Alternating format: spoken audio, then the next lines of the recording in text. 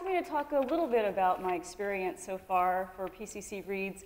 It has been tremendously overwhelming.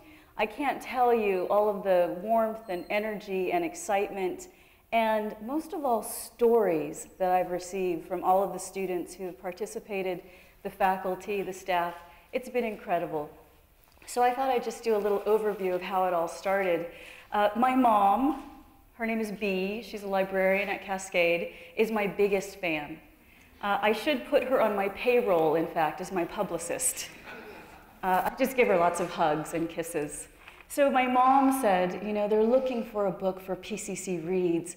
I think I will tell them about your book. It had just come out in hardcover last February, and she was so proud, and she kind of rallied around it, and thank goodness the people who were on the committee also rallied around the idea of having me come and share The Girl Who Fell from the Sky with PCC students. So I started off yesterday at Southeast. I'd never been to the Southeast Center. Did it exist when I was a kid? Oh, good. It was a long time ago. I'm just going to out myself right now. I'm turning 42 in about 5 weeks, and I'm freaking out about at how much I've missed all this time. I started there and had this fabulous breakfast with faculty, staff, and students, and I was so moved, in particular by the ESL students, and I think I've just said it exactly wrong, but students who are coming from different places and learning English at PCC, and the way that they actually connected with the stories, a woman from Congo and a woman from Liberia who talked about having, this was the first book they'd ever read in English, and they enjoyed it. And I thought, wow, what a challenge. Maybe I could get them to translate it for me, and we could sell it in those countries as well. So that was very gratifying. And also at Southeast, I met some people, some students again, who really, they got me so excited because they were so courageous about sharing their stories. A young man who was white, who talked about having grown up in a Black foster care family.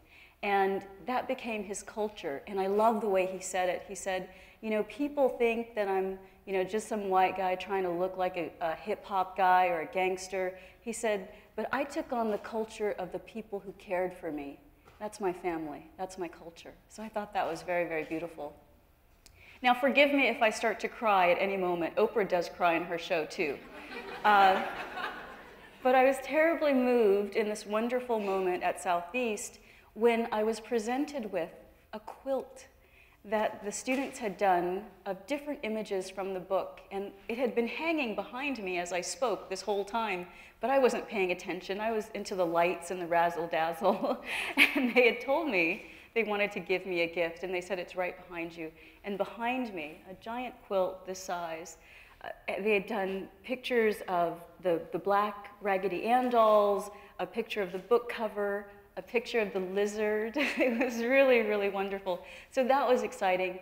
From there, I went to Rock Creek, and I did a reading with some music in the background at first, which was very fun. But it was exciting there again because there were a lot of people from the community who came out, as well as students and faculty and staff.